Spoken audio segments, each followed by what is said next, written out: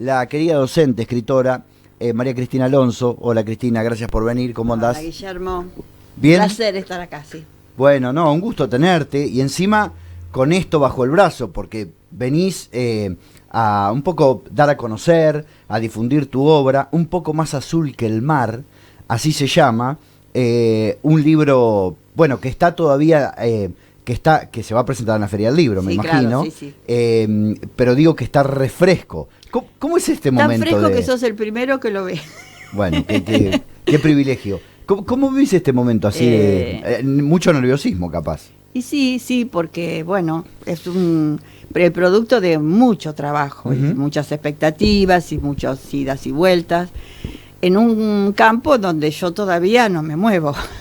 Me muevo como un en el mundo de la ilustración soy un polizonte. Bueno, ahí tiraste una pista porque dijiste en el mundo en el que yo no me muevo, pero como estás presentando un libro, María Cristina Alonso, ¿en qué mundo cuál es el que no se mueve? El de la ilustración, el de porque la ilustración, sí. Además de escribir los poemas, has ilustrado. Sí, no son poemas, es bueno, una especie de relato, prosa poética, bien, si se quiere. Sí, desde que me jubilé, empecé a cumplir un viejo sueño, que es el de ir a talleres y aprender a ilustrar. Así, todas esas imágenes que yo tenía en la cabeza, que amé desde la infancia con los libros ilustrados,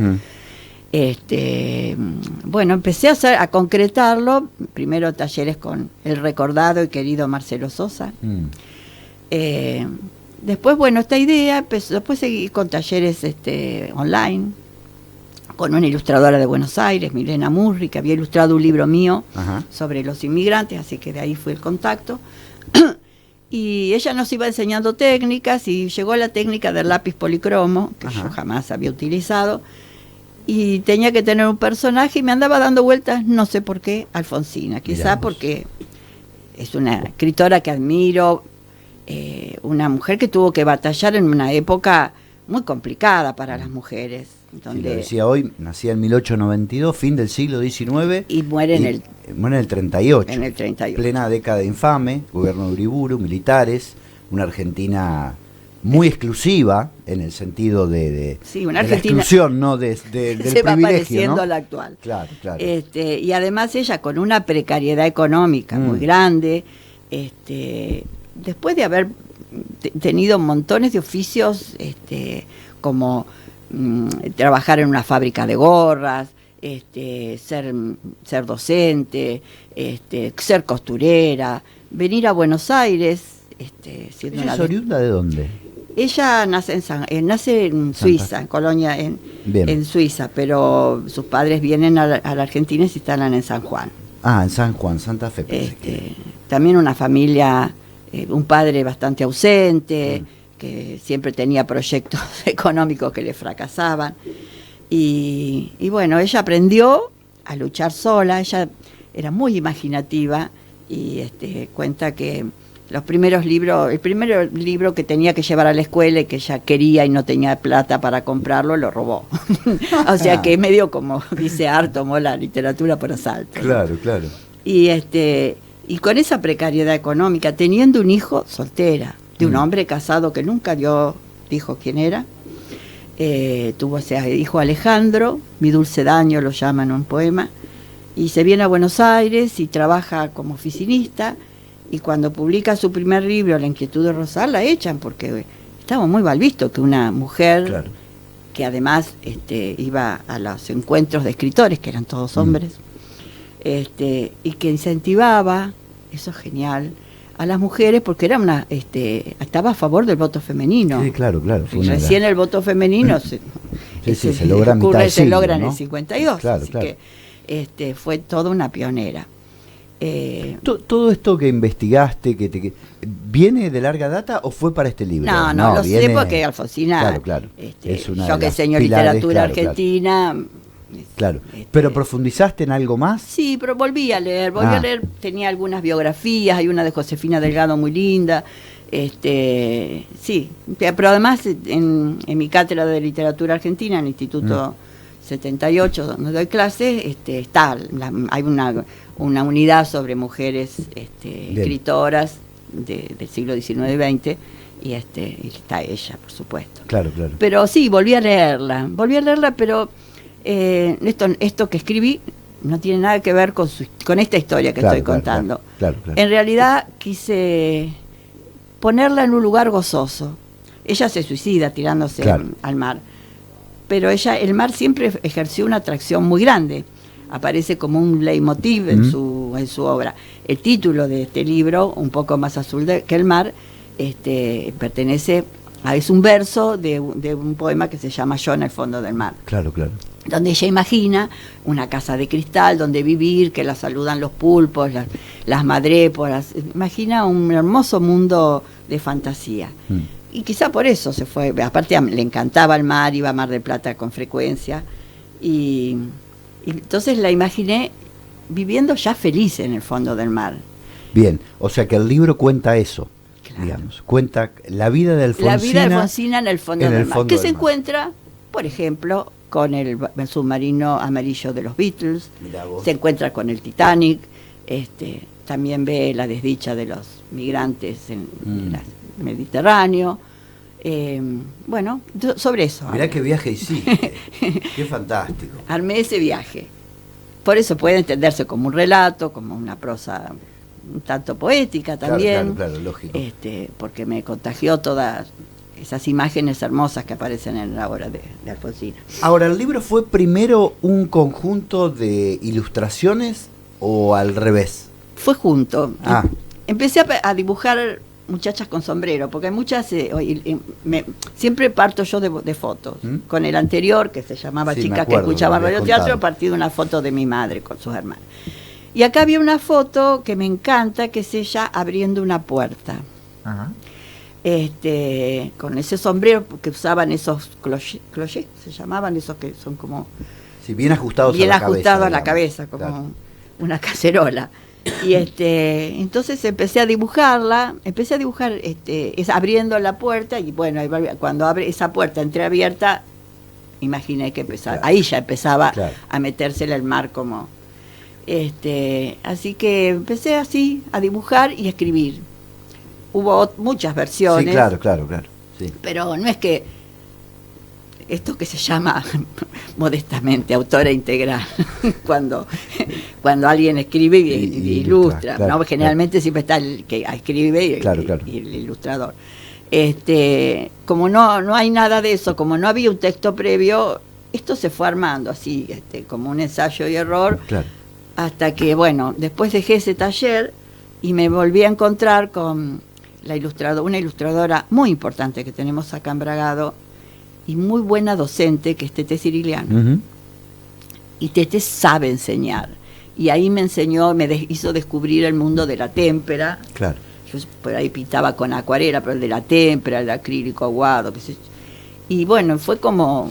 ese fue el primer dibujo, el de la tapa, que empecé a hacer con ella, con témpera. Y bueno, fue...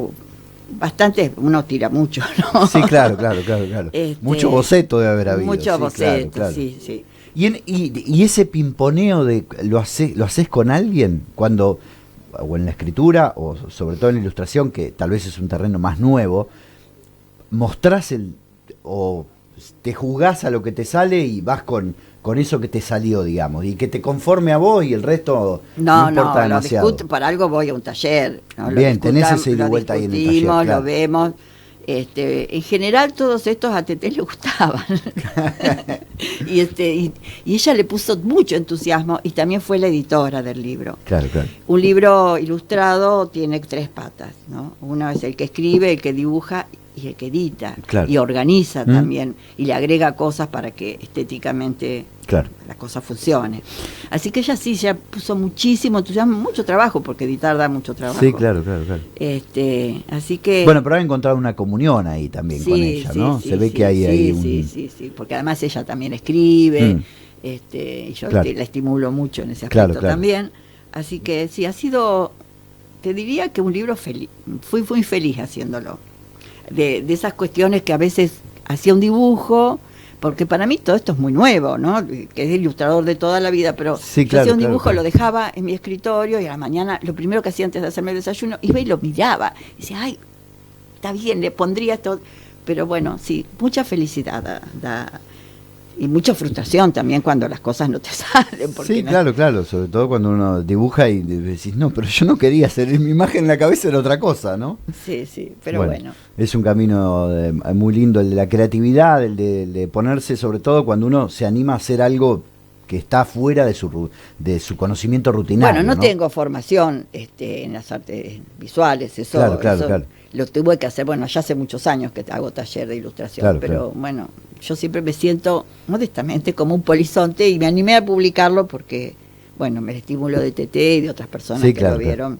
Bien, hablábamos que va a ser presentado en la Feria del Libro, hablemos un poquito de la feria que está a la vuelta de la esquina y que tendrá el viernes la apertura de una muestra muy interesante. Charlamos hace un rato, se cumplirían este año los 100 años de un gran escritor que ha tenido nuestro país, lamentablemente uno más que tenemos que contar dentro de la lista de asesinados.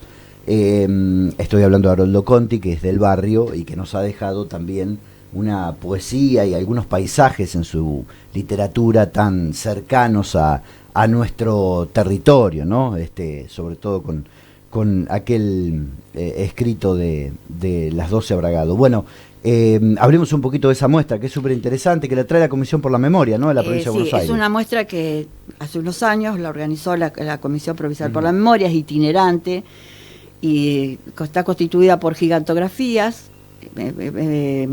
Conti, hay una iconografía de Conti muy vasta, hay muchas fotos, muchas filmaciones y bueno, va reconstruyendo esas gigantografías y después algunos cuadros, va reconstruyendo la vida de este escritor que para nuestra zona yo creo que es imprescindible, ¿no? Yo siempre les digo a mis alumnas que van a ser docentes, les digo a mis colegas, es imprescindible que leamos a Conti, es un lujo que tengamos un escritor de la talla, porque a Conti lo recordamos terriblemente, porque con mucha tristeza, porque es un desaparecido de la última dictadura, pero porque también fue un escritor increíble del que se esperaban más obras y muy importantes.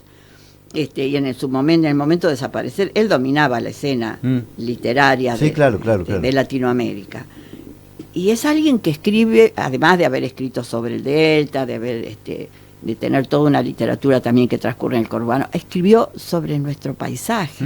Es bonaerense. Habla de Chacabuco, habla de Bragado, habla de Warnes, describe esos caminos. ¿Cómo no leer con los chicos esa literatura?